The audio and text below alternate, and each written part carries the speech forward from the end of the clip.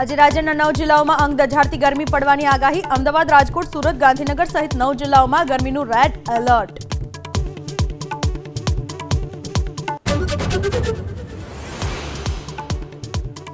માર્ચના પ્રારંભે જ આકરા ઉનાળાથી અમદાવાદ કોર્પોરેશન એક્શનમાં તૈયાર કર્યો હીટ એક્શન પ્લાન। ટ્રાફિક સિગ્નલો ઉપર લગાવાશે ગ્રીન નેટ, વિવિધ જગ્યાએ પીવાના પાણીની કરાશે વ્યવસ્થા।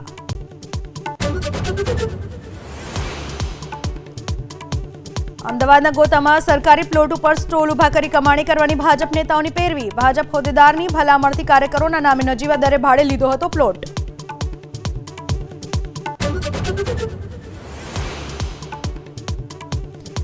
હીરા ઉદ્યોગના અગ્રણીઓ આજે ગાંધીનગરમાં મુખ્યમંત્રી સાથે કરશે બેઠક। હીરા ઉદ્યોગમાં ભારે મંદી સહિતના પ્રશ્નોને લઈને કરાશે ચર્ચા।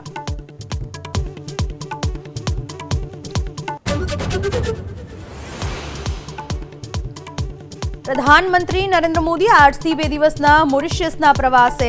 રાષ્ટ્રીય સમારોહમાં બનશે ચીફ ગેસ્ટ। પીએમ બોલ્યા, આ યાત્રા બંને દેશોના સંબંધોમાં એક નવો અધ્યાય જોડશે।